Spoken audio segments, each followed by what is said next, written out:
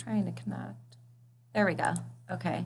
And here we go in 3, 2, 1. This is The Human Condition. I'm Vince Orlando. I'm Sean Davis. Hey, I'm Steve. Just Steve. Just Steve. How you doing, Just Steve? I'm doing a lot better now, man. I'm just getting over this month-long cold. Yeah. Still got a little bit of congestion, but it's nothing like it was the other day. Like my eyes were all red and raw, and I couldn't stop sneezing. Robust. The Robust tea. Oh yeah.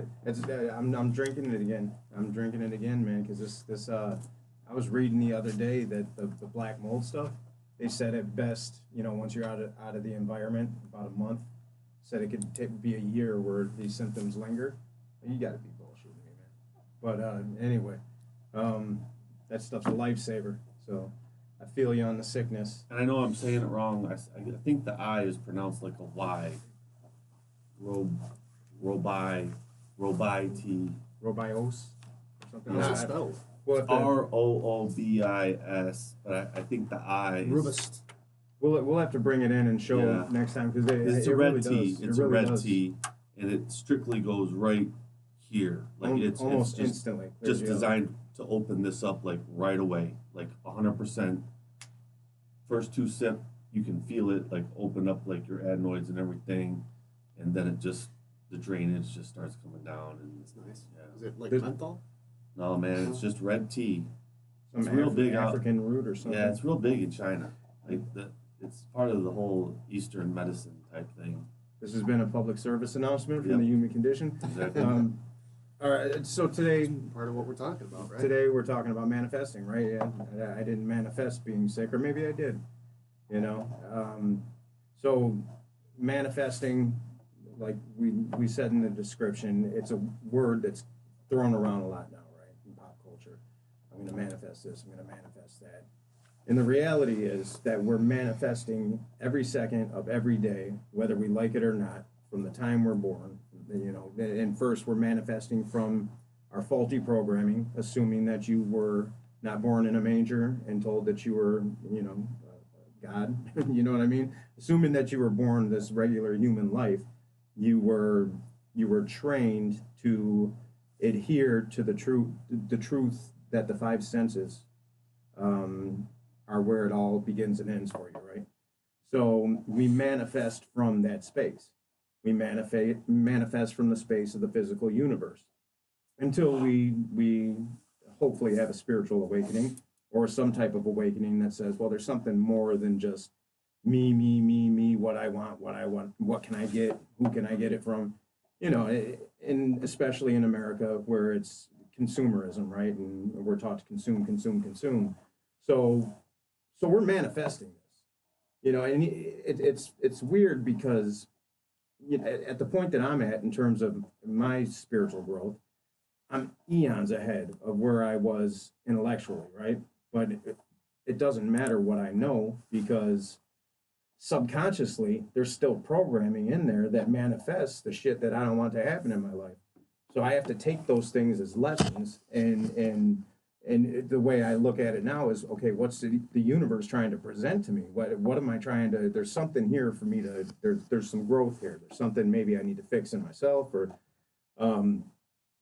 like the traffic on the way here. I thought I was going to be late. I didn't manifest the traffic, But did you manifest getting here in the nick of time? I did not. So you were just like, however it goes, it goes. That's exactly what I did because I got stuck with this flood at the new house, right? You were And I was distracted. dealing with that, lost track of time, like, oh shit, and then the frustration starts to kick in when the slow person's in front of you because now everybody's slow. And then I caught myself. I said, you know what? It is what it is. And then I said, I'm not even going to make that text yet because I'm still, a half hour away. Not even going to make that text yet. I'm going to wait till I get to around, 12 miles, see how it is. And then if it looks like I'm going to be late, I'll shoot a text saying I might be a few minutes. So that's what I did. And then lo and behold, I'm here 5 minutes early. So yeah, but maybe I did manifest that being here on time by not getting caught up in because there's the cars beeping and everybody else is pissed off and I'm kind of just looking at them thinking, what's the point? Right. That sounds like patience. I mean, you're just Acceptance. what are you gonna? Yeah, Yeah, or acceptance, like, surrender, just sitting surrender, there. Yeah. it's surrender. You know, like if you're sitting in rush hour traffic, I don't think it's going to matter how positive you are about it. You're going to be sitting in the traffic. Acceptance, man. I think the surrender piece, I think you can change a lot. I think you can change your reality through the surrender activity to change what's going on. So if I'm in a traffic jam and I accept the fact that I'm in this traffic jam and that I may be late to the studio and everything, the chances of the universe opening up pathways for me to get to where I need to be can open up.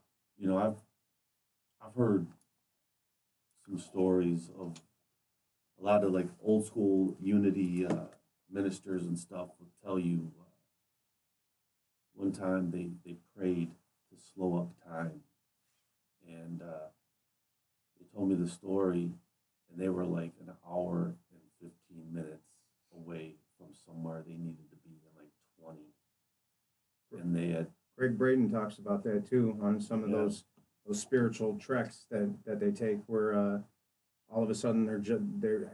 I wish I knew the story verbatim, but it was I was like, wow. Yeah. Well, I forgot the reason why they needed to go, but they had spoke of this story where they had prayed together because there's nothing you can do. You can't drive any faster. You know, they just prayed and asked God to slow up time. And a place that was like an hour and 15 minutes away, they got there in 25 minutes. And this may sound a little woo-woo, right? Yeah. But even from a physics perspective, and there's physicists that will argue that time is real, and there's physicists that will say it's a man-made construct. I tend to believe the latter myself, based on my experience.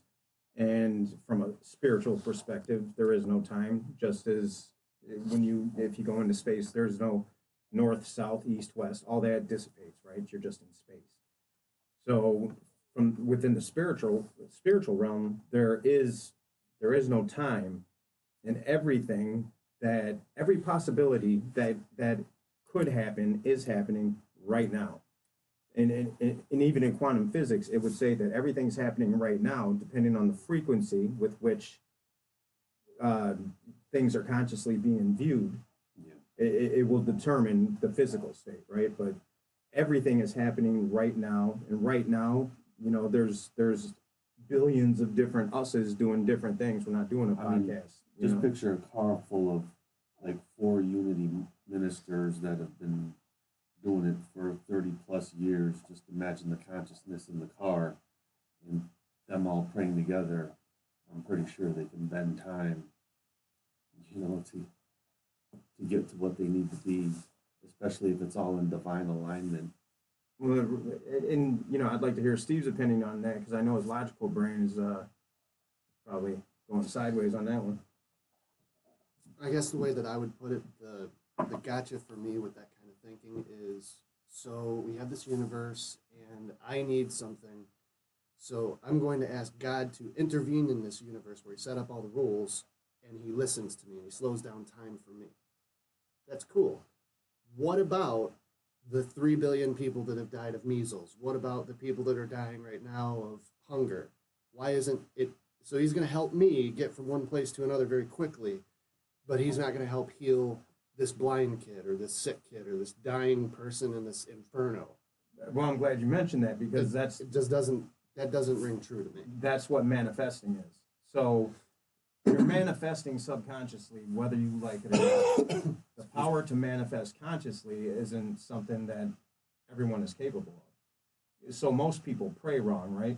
So from a unity perspective, I can't see that they're sitting there saying, please, God, slow time down.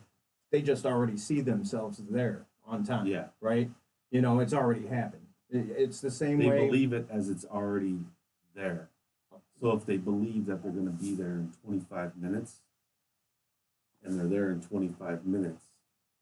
Well, I would weaponize those people. If they're able to bend time and change physics, But I'd maybe put they them in a weren't. room. Maybe there was a path. I'd you make know? them, manifest me a few $1 million so I can go take care of these people and, feed these people and take care of this problem. Like, get those people in a room and have them praying for the things that are good for everybody. You not know just those them. people exist, right? You know there's medicineless hospitals in China where you can see in real time, you can see them chanting and killing tumors, cancer tumors, and people's the last one was I think it's a uterus, all they're chanting is it's already gone, it's already gone, it's already gone, and you're watching this thing on the ultrasound disappear. It was like 2.5 minutes.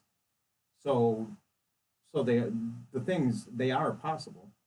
Problem is we're blocked by the subconscious. So if I'm a child, I get measles, and I think I'm gonna die, I'm gonna die. It's gonna happen. Well, you're an infant. You're not doing a whole lot of thinking. You got measles and you're going to die. Well, by an the time infant's you're different. one. An infant's different, But and that's nobody's stepping who knows in what for that. them. Well, who knows what that plan is? That's the thing is I don't know, and I always have to go back to my kids being harmed or taken from the universe, the physical universe, earlier than I would like them to be taken. Right? That's where I have to test my spiritual resilience to, or am I walking the walk or talking? Am I just doing a bunch of jibber jabbering? And I have to ask myself, what only my egoic mind thinks that they should have a set amount of time here and I should go first. That's what my ego wants.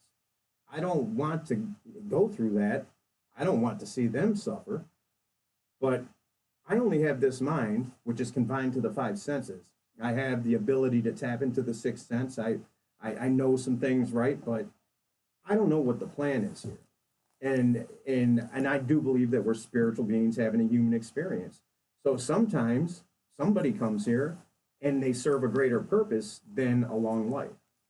And sometimes that's an infant, and that does something to a family. It might sound cruel, but when you cross over to the other side, and I don't know if you've ever had a near-death experience through almost dying or through psychedelics or peak experiences, but I have. And what I know for a fact is once you cross over, none of that matters. It doesn't matter. There are no questions.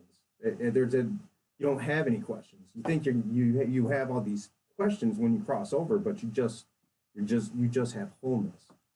So you go from that to that. I mean, there's war-torn countries and there's kids suffering everywhere, and to try to make sense of it with our human brains, it's just not possible. It's not possible. We don't know what that's there for. Maybe it's to make us live better. that reality. I have to live the reality for me to see the spiritual side of that. You know what I mean? I can't judge it. That's like a thing it's been doing for a long time. It's like almost like I can't really judge anyone else's situation anymore. I can't. It makes no sense to me to do it because I don't know. It's like helping someone in recovery. Got this friend been struggling in recovery, whatnot, in a relationship that I want to say is toxic. It's been toxic before, and he's asking me for help, and the first thing in my mind is like, dude, if you want the help, you got to get rid of that fucking relationship. And he was talking to me, and I listened, and I was like, he wanted me to come meet him, so I met him, and I realized that he's in this relationship with the woman. The woman's daughter is really close with him, and his kids are close with.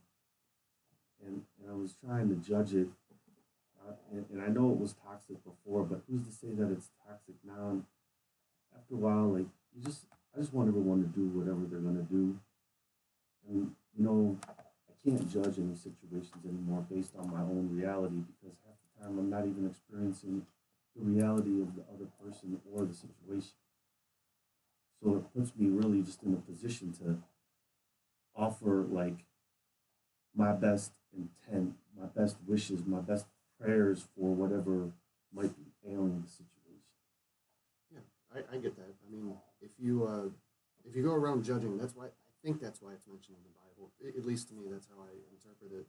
If you go around judging people, you carry that with you It's so Well, easy though. Lest you be judged. Yeah, I by mean, but- yourself, basically. Right. But Because with now I've social judged media, you as a man, bad person. Now I have to carry that with me because I'm better than you for you to be bad. how So I much are have you to carry judging on the that. scroll? When you're scrolling through, like, I always find that when people are scrolling and you're doing the Facebook thing, you know, it's just like a judgment almost. And it's like part of the reason why I like really want to ditch Facebook. Just because like there's just so much Well, there's a fucking like button. It's Yeah. so judgy. and you and, know? and it just like it's like Adderall for the ego, you know, and it just like boosts it so hard. And it is. It's just loud, and it's like, and then you know you see people that are hurting or you know struggling, and they're posting that they're struggling, and they're being judged for the struggle, and it's like, damn, like you know, then you probably think like, man, why would you post that only to hear a bunch of bullshit, motherfucking judgmental people, and you know, Well, and there's the opposite. Too. and then there's the opposite, you know, like, oh, so. look how good he's doing. Right. Fuck that But, guy. You know, the comparing and the judging, my outside's got to match your outsides. Even if my insides is fucking toxic darkness, just complete insanity. See, I don't have You a know? problem with any of that because all social media is human nature amplified, right? So I have access. And I was just talking to my cousin today. It's actually my cousin's son, and we were talking about social media, and there's good and there's bad to it. So when I was a kid, you know, back then everybody would, you know, they would, oh, that's gay or that's whatever, or meditation. If you even heard the word, oh, that's for them, you know. Rumors. So you don't. So I would never look into it, right? I remember I wanted to act, but I wouldn't do drama club because somebody would make fun of me. I was so insecure, but I was a cool guy, right? But so insecure I wouldn't do what I wanted to do. So I was so afraid of being made fun of. I didn't have the ability to. I don't believe what my friends are telling me, you know. My biological father figure was gone, and you know, it's my stepfather who came in to fill those shoes in a far more positive way. You know, I didn't always lean on him because I was rebellious and I had the man of the house before he came, you know. So I'm out there with this crowd of friends, and you know, gangster rap kind of became my father figure, right? NWA. Straight out of Compton. And I didn't have the internet to go to when I disagreed with somebody, and I didn't feel like I could talk to my parents because I wasn't that rebellious. So I'm listening to these, you know, we're all idiot, we're dumb kids doing dumb shit, right? And we became, most of us were from broken homes, and we made our own little family out in the streets. Kids now, if something doesn't sit right with you, bullying people never sat right with me. I never thought that was cool. Did I drop some jokes from time to time? Yeah, I did, and those are parts of me that, you know, I guess I had to experience, right? You know, or did I sit by and watch it happen on occasion, when probably I should have stopped it and said something? Yeah, and I learned from those things, but I didn't have the ability to validate my instinct in that this is wrong, right? So it was real easy for me to fall into the crowd because, well, there's nothing that is contradictory to this, so whatever, and it's cool, and people are patting me on the back, and you know what I mean? So, but now, you want to know what meditation is, just Google it. You want to get some background information on it, Google it. In private. Wellness, yeah, I mean, you don't have to go ask the question to your teacher, you don't have to go, you can Google it, and then you can, for yourself, investigate further. Wow, this sounds really cool, is this true? Can I feel this way?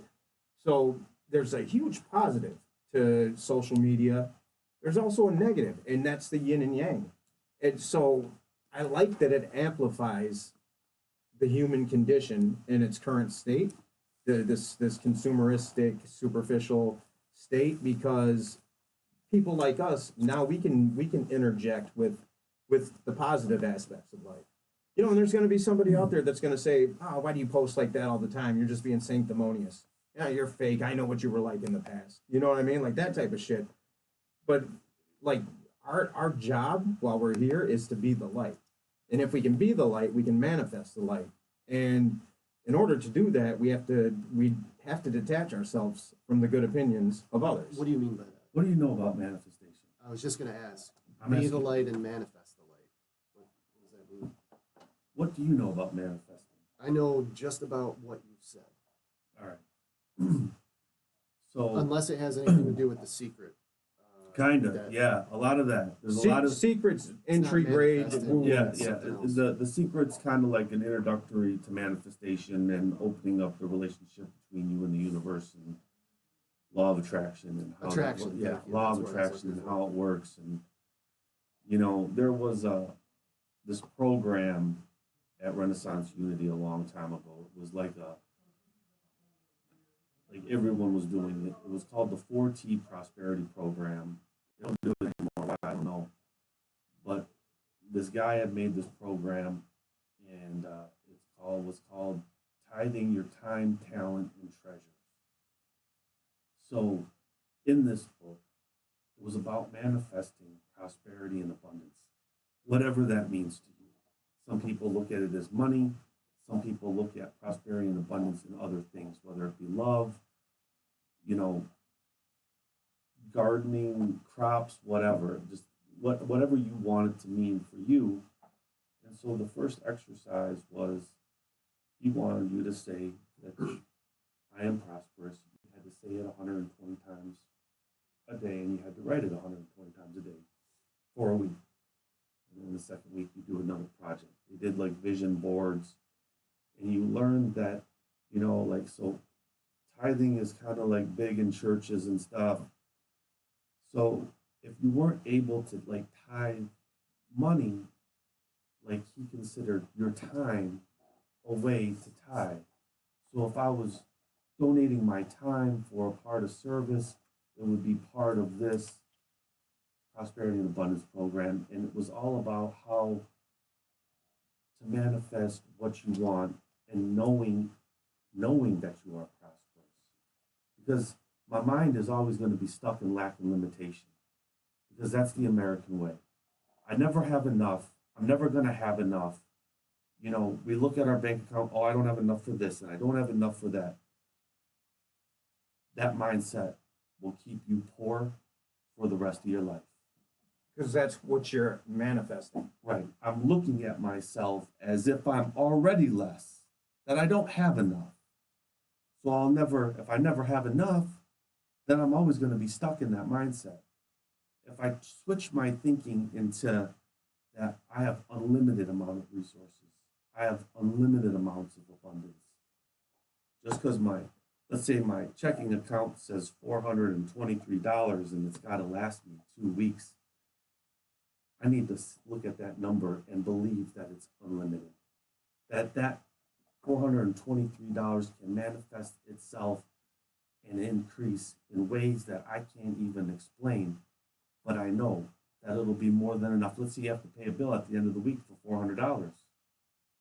You believe that $423 is going to manifest itself, and all my abundance and all my prosperity is already taken care of, and I have to believe it. To manifest is to bring forth into existence. Right. Right. So most people pray wrong. I was taught as a child to pray wrong. Please God, do this for me. Please God, this. Please God, that. That's not how you pray. That's not what prayer is. God doesn't speak English. Whatever God is, it could be a source of energy.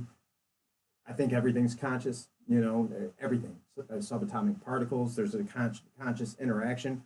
I don't know what level of consciousness God is, but I believe it's higher than does God think like a human? Probably not.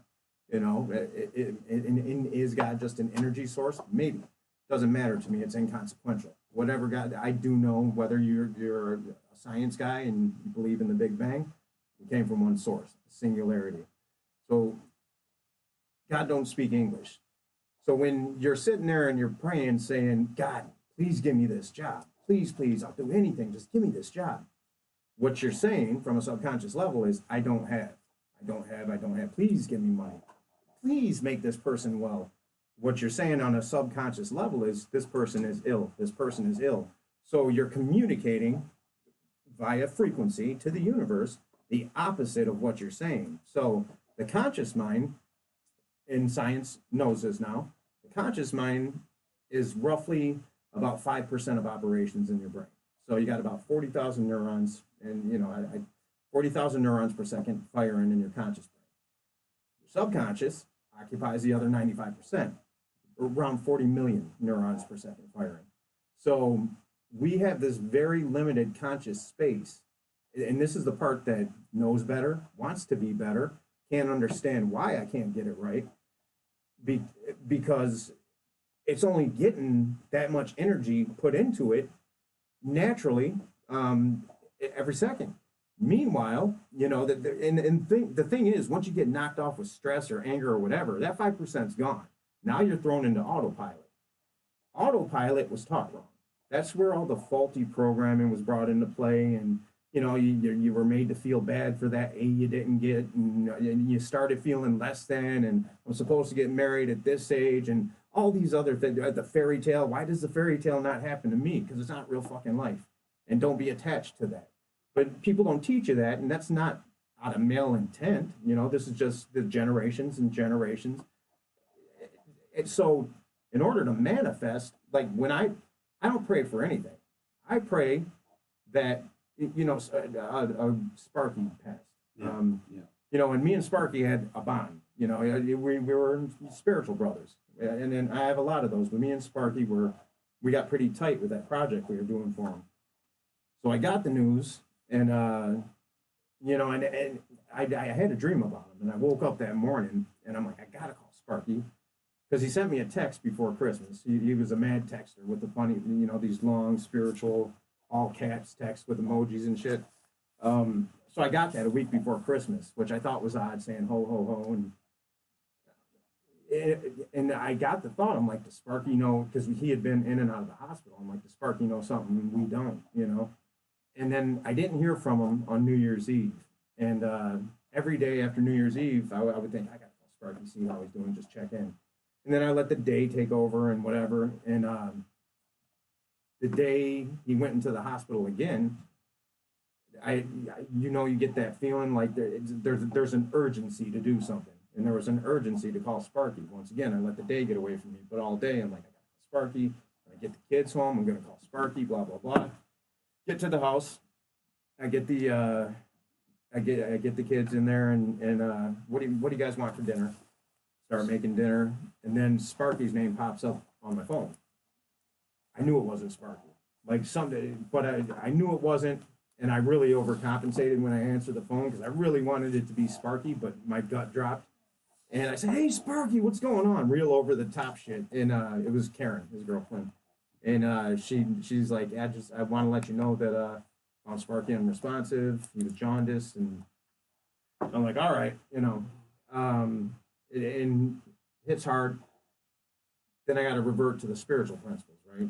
If we truly embody the principles that we preach at Unity, we don't preach, that we share at Unity, that we are one, that everything is in divine order, that when it's your time, there's a plan for us that's greater than we could possibly understand as human beings, right? There's whatever we leave as, we don't know what heaven is, we don't know what that other realm is, but there's something. And even Einstein would, the first rule of the first law of thermodynamics is the conservation of energy. So it's got to go somewhere. Even if you're a scientist, that consciousness, that energy has got to go somewhere. So I knew I had to tell the kids, and my daughter's real attached to them. At the end of every Sunday service, she wants to go talk to Sparky. So I'm thinking, if I believe, and I know Sparky believed, I got to go talk to him in the same way I truly believe in that, we're going to pray for him, so I said that. I said, we got to pray for Sparky. He's in the hospital. And, oh, no, I hope he's going to be okay. I'll pray that he gets better. I'm like, don't pray that he gets better. Pray that he ends up where he's supposed to be and see him there, wherever that is. Don't think about where you want him to be. Think about where he needs to be. You know, because I don't know, but my ego would like to see him at the back of church on Sunday. You know, I didn't go this Sunday because I just couldn't. I couldn't have all those conversations.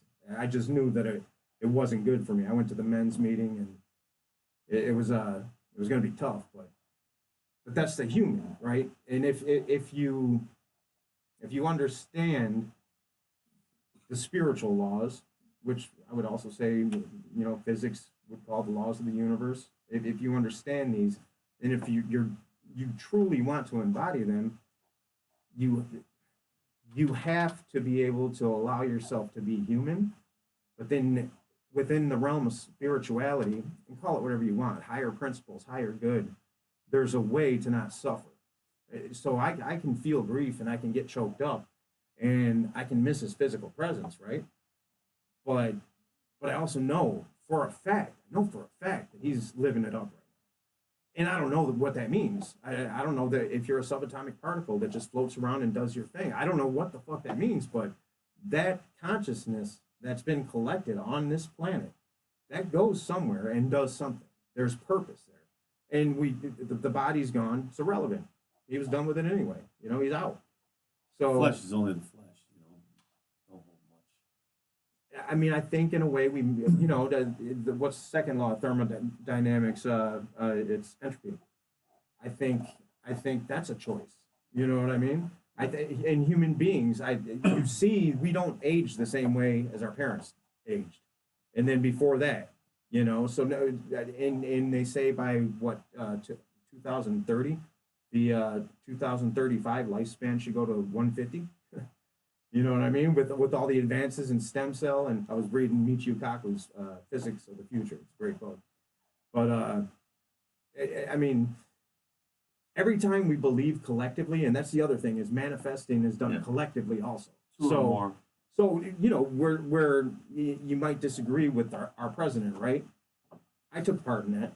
You know, I didn't vote for him, but there's something in my consciousness that allowed the conditions for that to happen. So rather than point a finger and judge and say, I say, well, what was my part?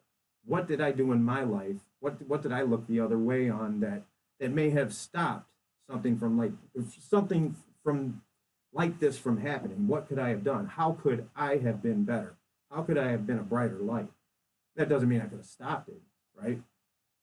Doesn't mean I could have stopped it, but what it does is it allows me to move through it without being judgmental, without suffering, without creating more suffering for other people by bringing them into my anger. You know, that's how you manifest. You know, I don't know. I don't. Why was you in the hospital the other day? Yesterday? Yeah. Oh, we're gonna talk about that on here. Because you was like, I'm under heavy anesthetic, and so I shot you that Myrtle Fillmore book. Oh, did I? I don't even remember responding to you. So yeah, they had me on. that's really why the reason why I brought up manifestation for the episode was I shot him. So Myrtle Fillmore is one of the co-founders of Unity, all right, and she wrote this book. She had terminal cancer. She got it when she was like 73 or 74. She sat in this rocking chair, and she would have a conversation with her God, and she would manifest or envision God healing her with this white light. And while she was doing that, she would write a letter. So she did this like over a year, a little bit over a year. And they were like, you're not going to last a year. So she was writing these letters and doing this every day, sometimes all day. Wrote it all down. She ended up living to be like, she was like 96. Completely healed herself from the cancer because there was no chemo back then. This was like 1925. And, you know, terminal cancer, it was pretty much you're done, you know. So she Well, was, if they diagnosed them right, yeah, which so, they did wrong a lot back then. yeah. So she wrote all these letters, and then the book, once Unity did whatever they did, collectively got all the letters and published this book, but it's really just, it's called Myrtle Fillmore's Healing Letters. And it's just a straight up book about like New Thought Christianity and the letters and how she manifested the healing with her God. And what she would say to the God and the letters and how she would do it. And I recommend the book to a lot of people who, you know, like one of my boys just got diagnosed with cancer. And I told him, you know, I'll get you the book. Because he was like, you know, I might as well check it out because it's like right to stage 4. But it's just like one of them books that can like change your life. But the whole thing about manifesting is that you truly have to believe it. If you don't really Truly. believe it, then it doesn't really happen.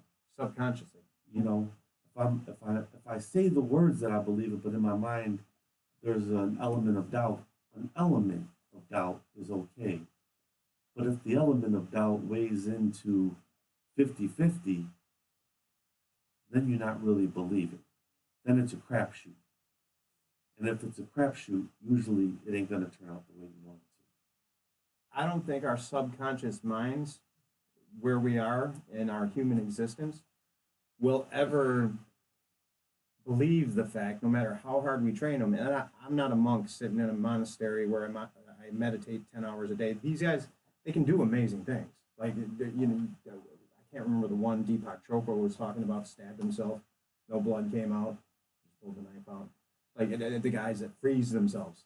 You know, there's things that they do that we would consider superhuman, and they just do it. I mean, it's what they're mind over matter, which you can do, and you really got to practice that. Us as humans living in this realm, I don't think do I believe whether Christ really walked on water or not, whether it's a metaphor or whatever, do I believe it's possible, even through the laws of physics? Yeah, I do think that there's physics that would allow for that. Do I think my subconscious mind, even though I believe that it is possible, even though I believe that, my subconscious mind will never let that happen because it's programmed. This is real. You guys are real. This is real. Everything else, you know what I mean? So that's what mindfulness is. Mindfulness is combating the subconscious programming. So if you don't remain mindful and aware every day, you're an autopilot. You're going to get angry and you're going to revert to autopilot. So there's times where you're driving your car, right, and on a long drive, and you miss an exit, right, because you were an autopilot. You still knew how to drive. You didn't get in an accident. You still had that down, but you missed your exit because you were an autopilot. That's what it's like when you're not tuned in and mindful of the subconscious programming. That's all it is. Because that's what prevents us from all of these great things. When Jesus went back to Nazareth, he couldn't heal his own people because they saw him as a carpenter. I don't know if you heard that story, but I mean, he couldn't heal anybody. His works didn't work because they didn't believe. He believed, but it takes two.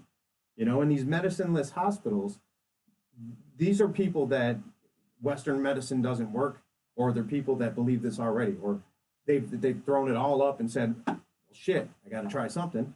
You know what I mean? And in that surrender to the possibility that there is a healing out there, they get it. Now, sometimes that healing's not in store for you, right? And sometimes collectively, the universe is going to bestow tragedies upon people.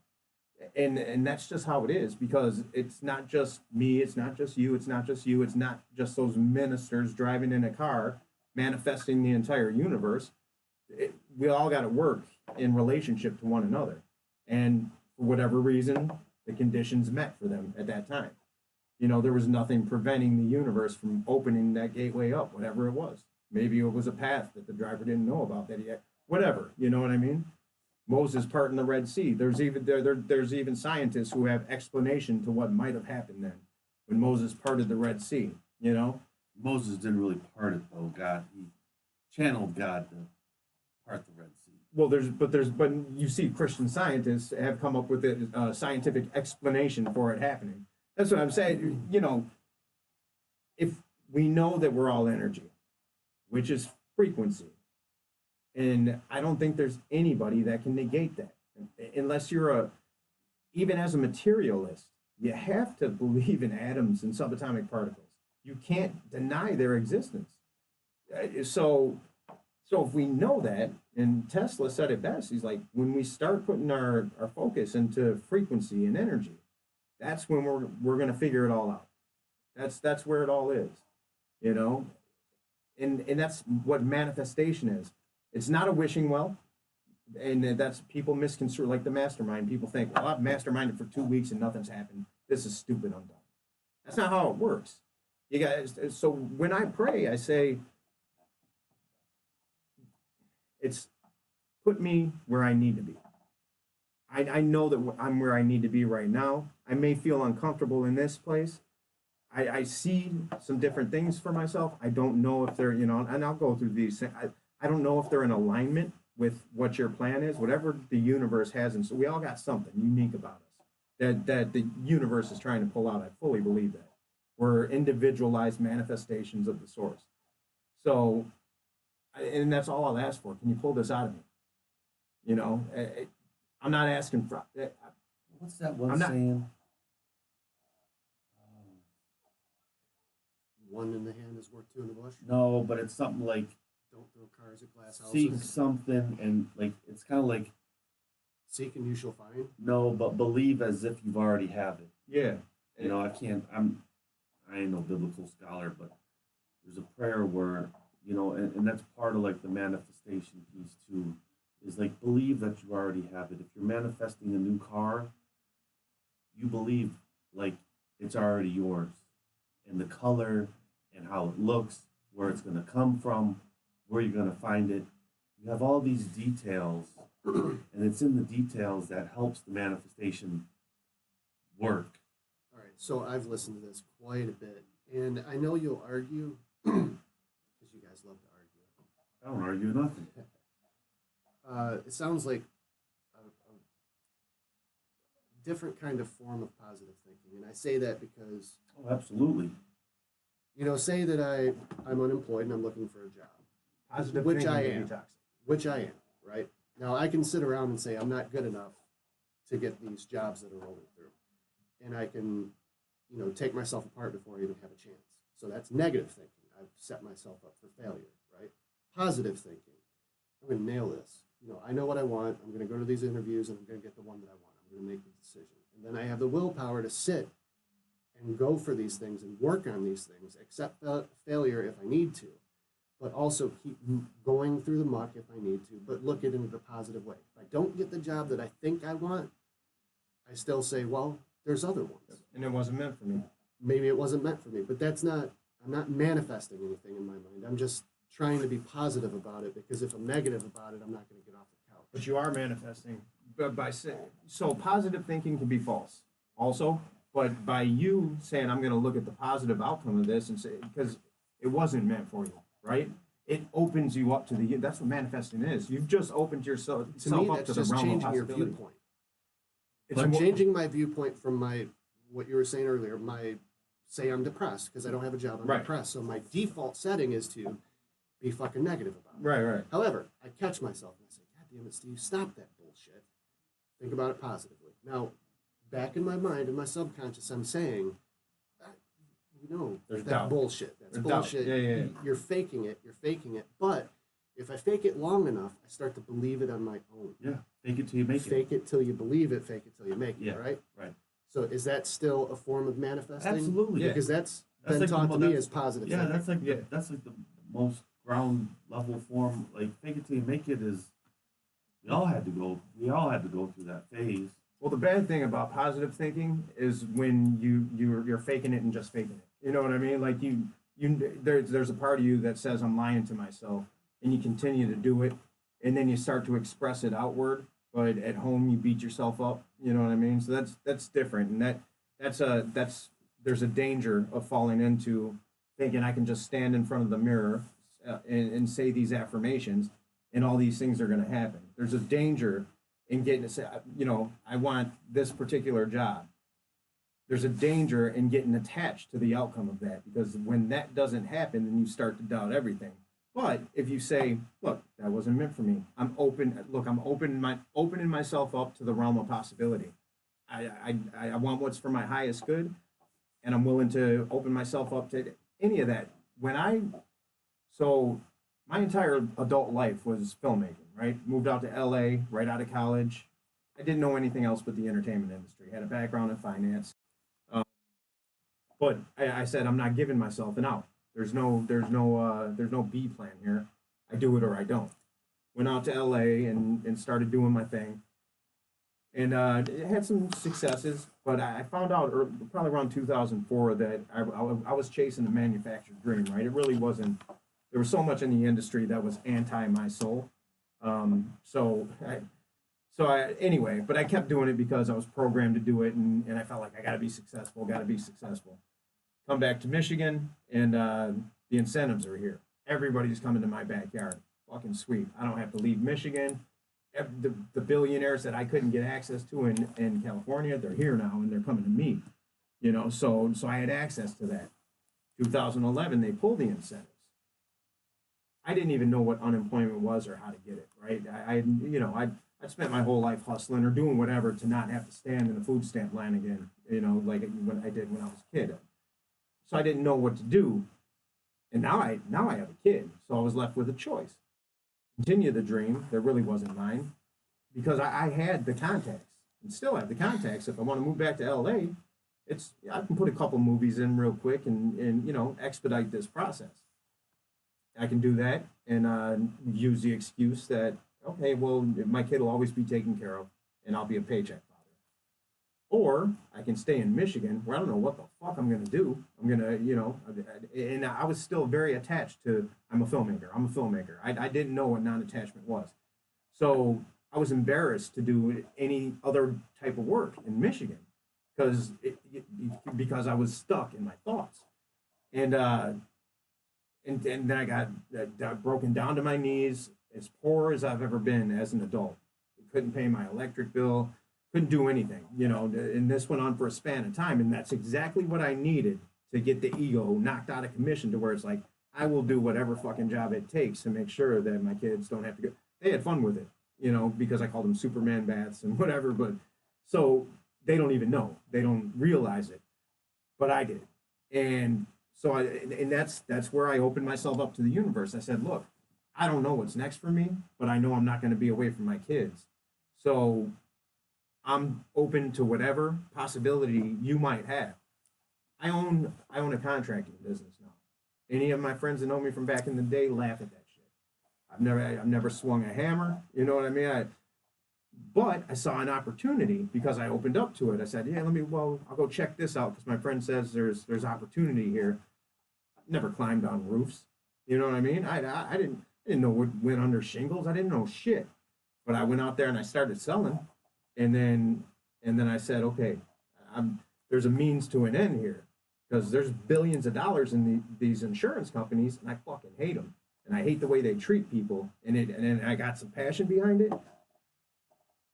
It took 8 months of working for somebody else, then a year for someone else, and then I opened my own business with my partner.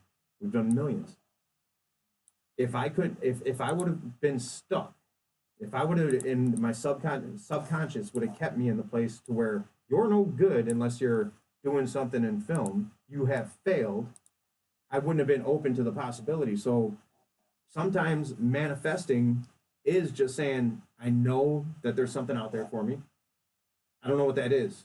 I could use some guidance. You know. That's also from the point of view that I'm seeing that story, because I was around for it and everything.